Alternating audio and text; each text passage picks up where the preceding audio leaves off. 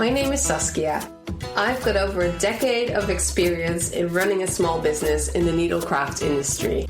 I'm obsessed with the healing magic of crafting and the power of community. Dreaming big about a world where we rely on value-based businesses, the kindness economy, and where we can fully say, fuck fast fashion. A Smaller Life aims to inspire you to look at your wardrobe differently. Where do you buy? How do you use your clothes? And can you make some of it yourself? We learn from experts in the needlecraft, textile, and creative industry, big names and small, about what it's actually like to run a small business. I'm educated in marketing and photography and learned to do everything else on the job. Selling, pattern and product design, teaching, and running a needlecraft school. As a small business owner, you're in charge of everything. Branding, marketing, selling, promoting, and cleaning the loo. Emotional talks with sellers about wins and woes, product and design, conscious decision making, why we do it, how we do it, and what we need to become the future of fashion without burning the hell out. And I'm determined to lift our scene up for the world to notice so they can step away from fast fashion.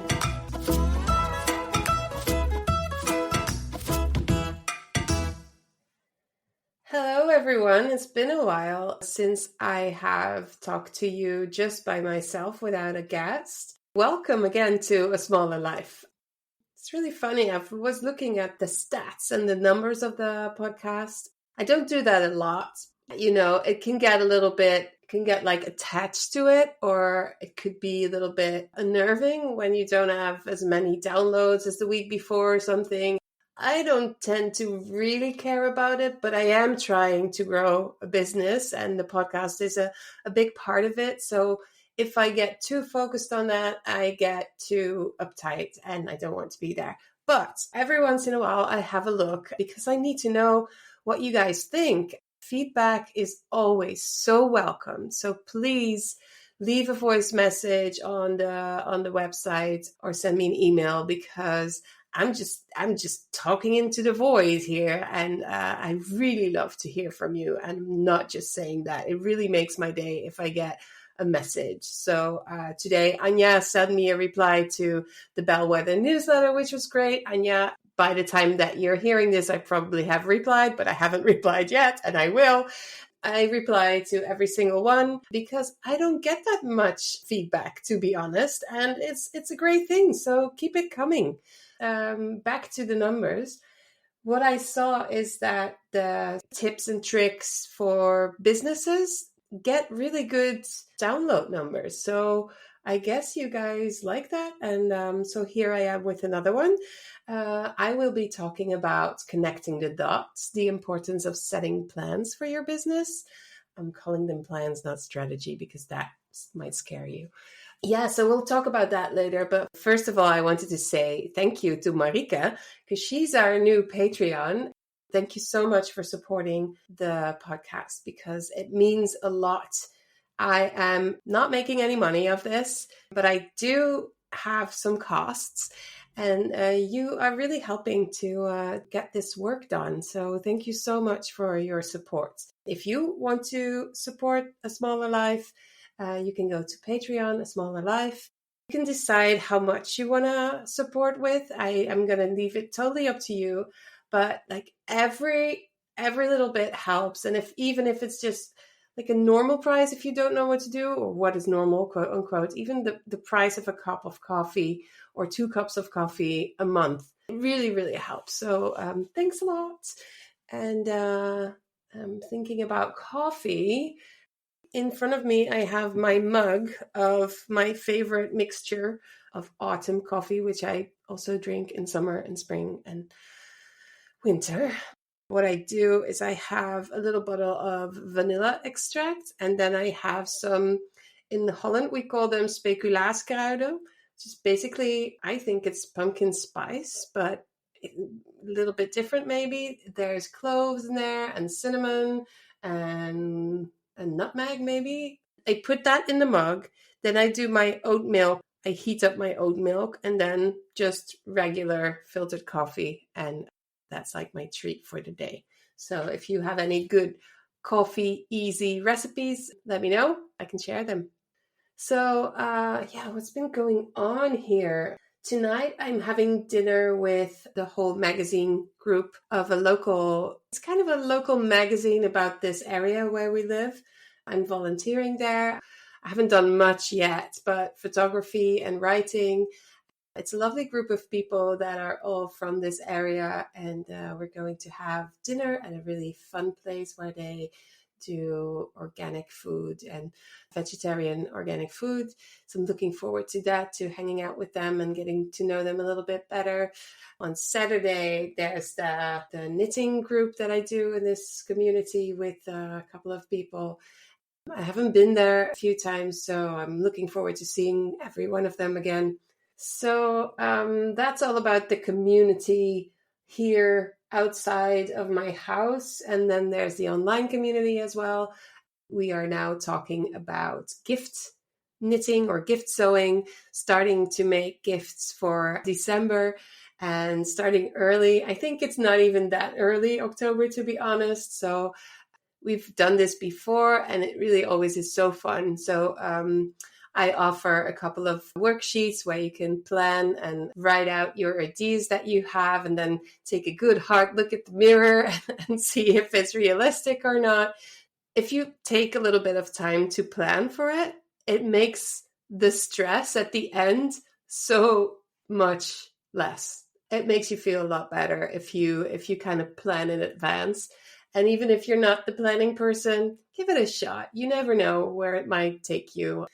I think it's one of the best things that you can do when you have a craft is share it with others, and gifting things you make to other people. I mean, I know that I love handmade gifts. I mean, I don't think there's anything I love more, to be honest. Well, anything that's given with love, obviously.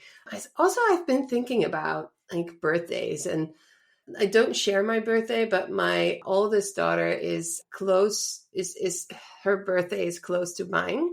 So it's always been a shared birthday for our family to hang out and her friends and then my friends. And I don't think I want gifts anymore, to be honest. But it's really hard for people not to gift. So you kind of have to think about something to say that will not offend them. If you say, I don't want anything, they feel uneasy. And if they take you up on it, they think you will resent them or something. I don't know what that is. But so what I now do is I say, I like gifts that don't last. So that could be something you can eat or something you can use up. But it also could be soap or something like that. And then obviously most people know that I like things that don't hurt the earth or people. But I also understand that it might make it difficult for my friends and family to find things. And if I would come up with a charity for them to donate to, it's not done in my family and with my friends. People keep gifting actual gifts. So I'm trying to find ways to ease into doing things differently. Within my family, I like getting gifts that we actually all need. So my suitcase is almost broken. So I'm not sure if it will last me another trip. And since I'm not really good at packing light, it's always really, really full. And so the zipper is kind of getting undone. And I don't think there's a way I can fix it. So I'm in the market for a new bag. And I've always loved things that are multifunctional, right? So looking at things that have a detachable day pack or that you can carry on your back, as well as that they have wheels. So I'm always having fun doing research about these things because I'm taking time to do that. And then I look at, obviously, first of all, find brands that have values that I identify with, and then see if I can find something that really matches what I need and that will last me a long time. with a suitcase, I think I would invest a little bit more because that's an item that will have to last me years.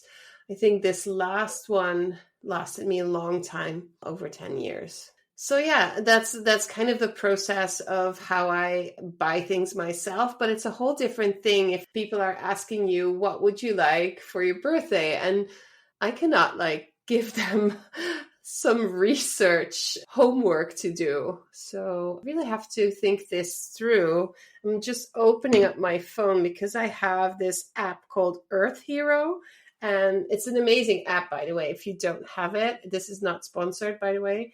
Earth Hero helps you figure out things you can do in your life to live more sustainably. And they have some really good ideas. And they also kind of give you the level of where you are at in terms of footprint when you compare it to the rest of the world's population, which also, I don't know, it's kind of motivating. I love it. And it has some really good ideas for gifts. So if you're struggling with the same kind of things, you can have a look at Earth Hero. I will dive into that later today to see if I can get some new ideas. If you have any ideas for me, again, send me an email, leave me a voice message. I'd be so happy to get your ideas. So that's about gifting, gift knitting. If you want to have some support with your gift knitting and you've been thinking of joining the community, this is a perfect month for you because we are tackling it. We are supporting each other. We're cheering each other on. And we have a lot of laughs about it too, because, we kind of tend to mess up as people and it's really funny. But we're aiming to succeed, obviously. So next thing that I wanted to talk about before we really get into business, there's a couple of things that I kind of missed, kind of fell through the cracks of the timing or something. The podcast celebrated its 2-year anniversary. Way! And that's kind of amazing. I'd never thought I'd do this for 2 years. I just thought I put out, I think the first episodes, I decided to do 9 or something and see what came up. And I so enjoy doing this. It takes a lot of time and sometimes a lot of effort, but I love doing it. And I think as long as it helps and it spreads a message, I'm doing good work, I think. So I'm keeping at it. So 2 years of A Smaller Life, and we're now starting season 3 with last episode was the first one of season 3. So I really like doing it once every 2 weeks because it feels like that's a tempo that I can sustain and it feels non-stressy. While it's a lot of work, it doesn't stress me out. And I think that's a really good vibe to keep going. At the same time, sometimes I feel that to be more in your lives, I need to do it every week. So perhaps I'll think of shorter episodes like the summer shorties. That seemed very popular. I could do that every other week. So I'm thinking about new ways of doing it, but all things considered, I love it. And I'm going to keep on interviewing people and also doing solo shows. I'm getting a little bit more comfortable doing it completely, but a little bit. And so that's the 2-year anniversary of A Smaller Life. And actually, Jawohl, the brand, had a 10-year anniversary. Way, that is a long time. And it's not even the time that I spent as a professional in this industry, because that's even longer. I started under the name Sas Knits It Again, which kind of spells Saskia. It was a blog, and then it was the name I used for my teaching and for my designing. And then slowly that morphed into Jawohl when I opened my first actual shop. And lots of birthdays going on. I come back to all the things that I have been doing a lot. I know that lots of people, this is kind of goes into the topic that we're going to talk about. I know that while I think I sound like a broken record and keep saying the same things, lots of you kind of miss out on an episode or just listen to the podcast, don't get the newsletter, or the other way around. And it feels like I'm continuously saying the same things, but I kind of need to, because lots of things kind of get lost in the busy of the day to day. And repetition is one of the most important things to get your message across. So there you go.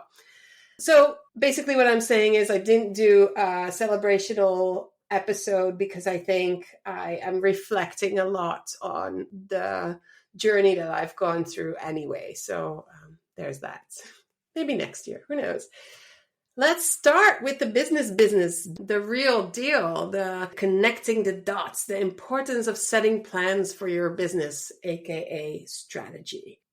I thought of this topic to talk about because a few days ago, I had a conversation with the Building Better Businesses Circle that really connected the dots. I think I saw a lot of pennies dropping, and the things we've been working on together really came together in a beautiful and kind of funny way as well. What we usually do is we have topics that we talk about, but sometimes something comes up and I wanted to share that with them and talk about things that come up in a more natural way. And this time I was at a friend a couple of months ago, and we work out together, and then we had coffee. And then she had about 5 knitting magazines from that month on her table. And I was really curious to see what was going on. And within the knitting world and the knitting community when it comes to magazines. And I started to leaf through them. And I was amazed because I look at those magazines from a perspective of somebody that owns a business in this industry. So I have a certain pair of glasses on when I look at them. And I noticed something. And then what I did was I took pictures of every single advertisement in every single one of those magazines. So I think it must have been over 50. I mean, there's more than 10 in each magazine. So I think I might even hit 100 or something. It was a lot. Then I took screenshots of my photo folder of all those different advertisements. All those pictures and the screenshots ended up being mosaics, like 2 pictures of mosaics of all the advertisements. I wanted to offer the business circle some insights on advertising in our Zoom call. I wanted to make a really posh, lovely slideshow, and I didn't finish it at the first call. So I thought, let's just ask them a question about advertising first, and then I'll come back with the slides in the next Zoom call. So I started off asking them, have they ever advertised before in print, digitally, or even on podcasts like mine? If you want to do that, you can contact me and talk about it in a more general sense. And then at the end of that Zoom call, I asked them, so if you would make an advertisement, what elements would you definitely use? What text would you use? What would your picture look like? And what would your message be? So we talked about that a little bit, and then 2 weeks went by, and then we had another Zoom call. And then by then I had the slideshow ready. So I showed them the slideshow. It was really funny because I exaggerated what was happening. When I showed them the mosaics, and what was funny was that the last picture of that day when I took all the pictures of the ads was actually the lunch that my friend gave me. She made really beautiful lunch, and I took a picture, and it ended up being at the right bottom corner of that one of the 2 mosaics. So I pasted them together as one picture, and then that lunch ended up at the bottom middle. And I asked the members of the business circle, I asked them, what pops up if you look at all these ads? One person said faces, and then another person said lunch. And that was really hilarious because that really stood out, the faces and the lunch, because every single other advertisement was skeins of yarn on either a wooden background or a linen background with flowers or with leaves. I mean, we're talking about 80 to 100 advertisements. They all looked the same. Even the colors of the skeins were mostly the same type of hue. They were interchangeable. And in terms of marketing your brand, showing your products, that's not very effective if everything looks the same. And this really triggered a thought process. And we started talking about this. And what I've learned from different parts of my life is when I went to art school, there was absolutely nothing that helped me prepare for a business in art. We didn't have any lessons on it, nothing at all. So we were learning how to be artists, but not how to promote or sell our art. Kind of most artists start out as solopreneurs. So you're thrown into the world not knowing what's next. And then I went into music, and the artists, same thing. So musicians, they don't usually typically learn how to promote or market their music. You'd say they don't really have to because there's people that do that. Yes, but you have to kind of have a certain type of income before you can afford to ask people for help or be super really awesomely talented and get like noticed. But if you want to get noticed, you kind of want to have to show yourself and your work, and then we're back to square one. So that's very interesting. So that's my art school, and then the music business where I worked. And after that, as a creative entrepreneur, same thing. For over a decade, I've been talking to people that started a business as a yarn dyer, as a knitwear designer, as a yarn shop or a tool shop or a sewing designer, sewing pattern designer. It's kind of the same thing. So you're really good at what you do. You are creative, talented. You have special gifts to share with the world, but you actually are not taught how to do that. And it doesn't really surface until later in your quote unquote career. I say quote unquote because I know you people. I know those kinds of words sometimes feel icky, but they are careers in a way. So it surfaces later.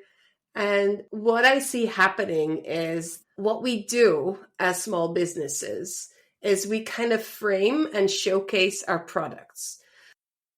We are creative. We have a sense of style and aesthetics. We know what we love. We know what's pretty. And I think that we need to find people like us who like that stuff too. That shows up on Instagram in the adverts.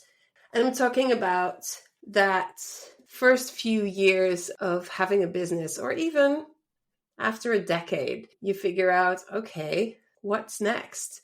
And you kind of know that you have to do things differently to show up on a level that's a little bit above everyone else. Otherwise, you go into the craft soup. So in terms of plans and how to market and sell your products or your talents, what happens is you frame what you do. You put a frame around it and you say, look, it's really pretty. Here it is. And you showcase it in a shop window, literally, or on Instagram. You say, look, how pretty, my stuff. This is this skein of yarn, and it comes from this sheep, and this person dyed it, and all of that information. But at a certain point, and especially in times where it's kind of getting harder to stand out because customers have lower budgets, and it's super important to stand out and to show who you are and what you stand for. In these moments, you kind of feel like, okay, I need to be more consistent. I know that I need to send out more emails, and I don't always get round to it. I don't have the time to do it. That's where a plan kind of comes in. Focus on who you are and what you need to sustain yourself and your business. Then build a solid brand that stands out from the rest, and kind of connect the dots and build a plan that will last you for months or years even, and that will give you some time back instead of costing you more time. While we're on the topic of what you need to do to lift your business from the framing and showcasing level, I want to invite you to go over to www.ja-wol.com/pages/businesses. Don't forget the W's, they're important. If you're interested in doing this kind of work within, let's say, 12 weeks, the next BBBC cohort is happening soon, and you can sign up to get updates or get some more information. And as I'm always saying, you are welcome to email me with questions. I'd even be happy to answer any of your questions on a short call as well. Trust the process. Do it messy.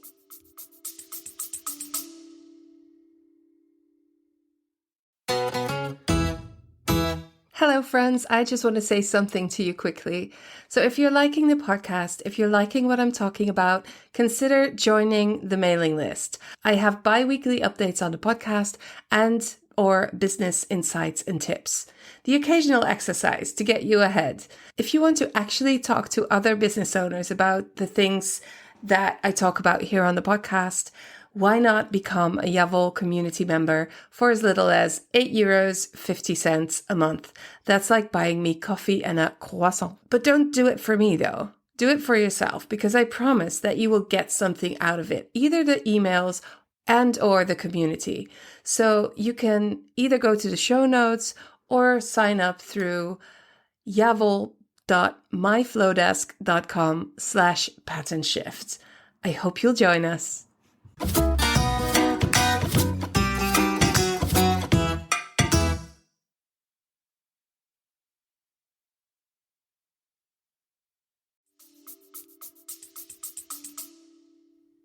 If you are running your creative business, you are probably super, super busy. Busy doing the day-to-day and just keeping things going. It's probably not a whole lot of budget, because your budget usually goes into new products.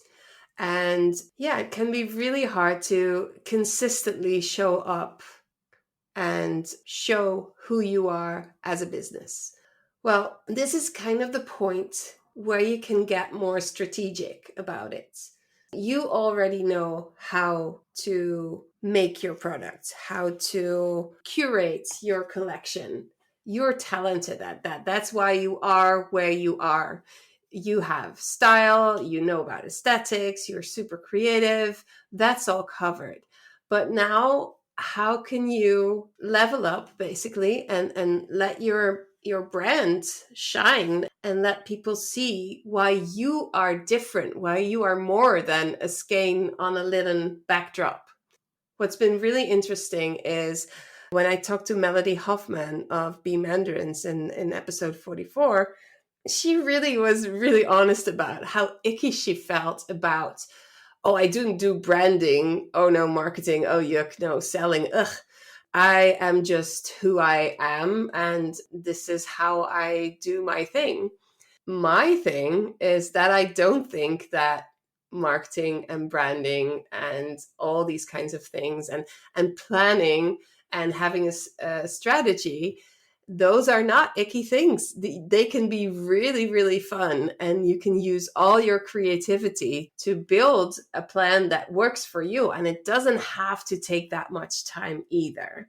Once you know what steps to take and how to, it's almost like just a workbook that you go through and fill in some sentences. And from that, you have a lot of tools and grips you can hang on to and get back to whenever you are going to post on social or write a blog post, or even whenever you are in a show and literally showcasing your products. showing up in a way where you have an intention and a plan where you can be different from everybody else, and not just by offering different products, but showing who you are, what your values are, is actually really fun work to do. Also, it's very healthy because if you want to divide it up into steps, I would say always start with yourself. Figure out what your values are, what's important to you, where are your boundaries, what's the amount of time you can spend working, and what kind of time do you need for your private life, and how do you manage all these things. It's super, I want to almost say like easy to burn out when so much of your business is you. But there are ways to kind of pull that apart and be a little bit more healthy about it. Learning to make decisions that will help you as well as your business move forward. So not only just going like, oh, we need a new cash register because this one is not really working as well anymore. So we're going to spend a few £100 on a new cash register. That's how I used to do things, but now I know better. Lots of experience, trial and error. What is actually going to move you forward at this moment? What is actually going to help your business grow at this moment? Is it more yarn to sell, more fabric to sell? Is it building a new workshop, or is it something else?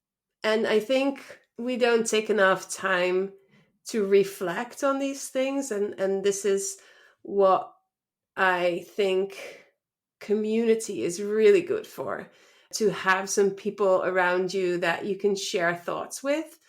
And it doesn't mean that you have to share your secrets with other business owners. Most of the work that I've been doing in the last 2 to 3 years have been around connecting with other business owners and talking about what they're struggling with and what I'm struggling with, and then sharing and coming up with creative ideas. And not one moment did I share any of my original ideas or felt like I needed to.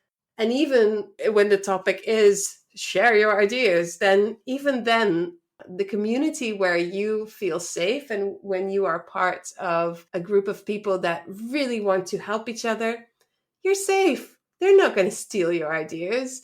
They're friends.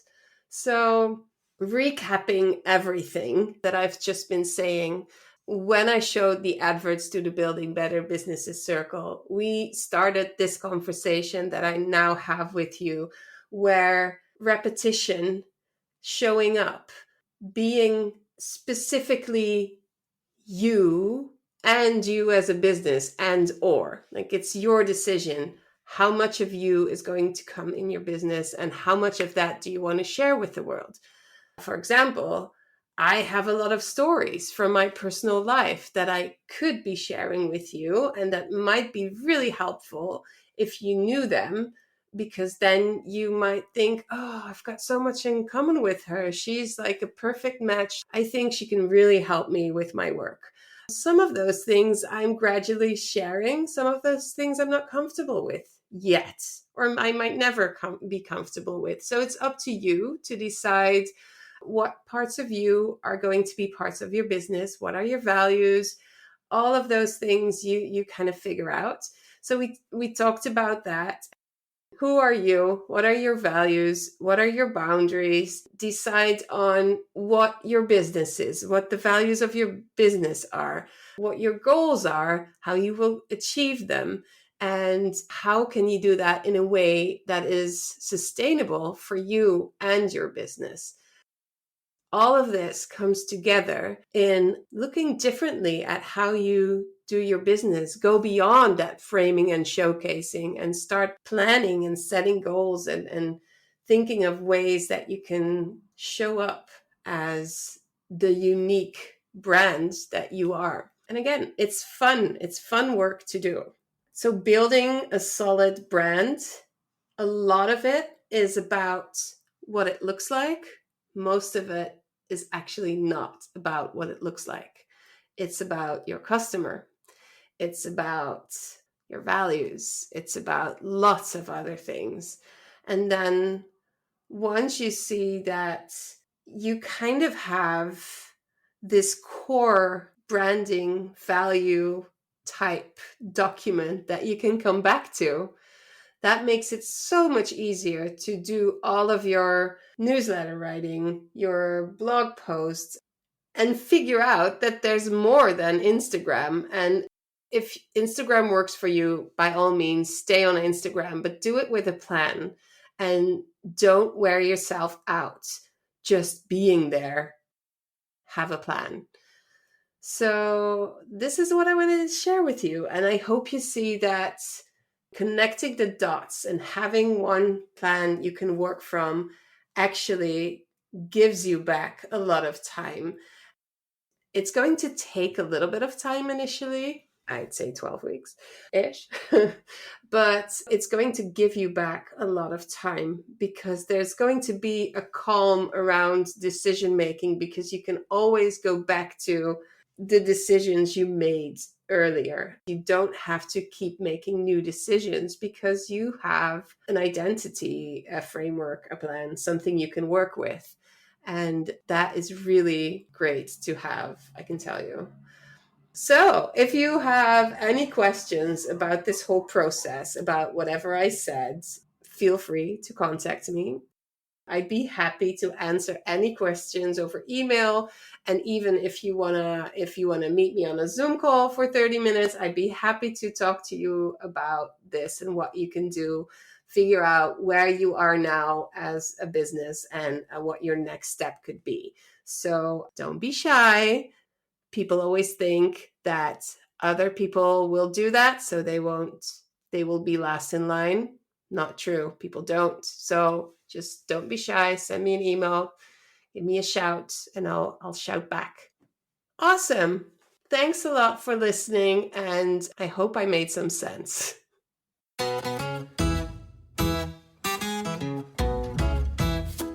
A Smaller Life is Jawohl's completely free way for makers and sellers to learn how to be part of a healthier take on clothes and fashion.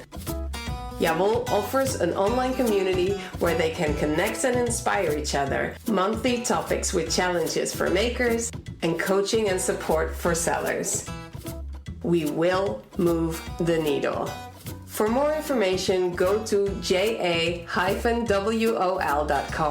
Jawohl!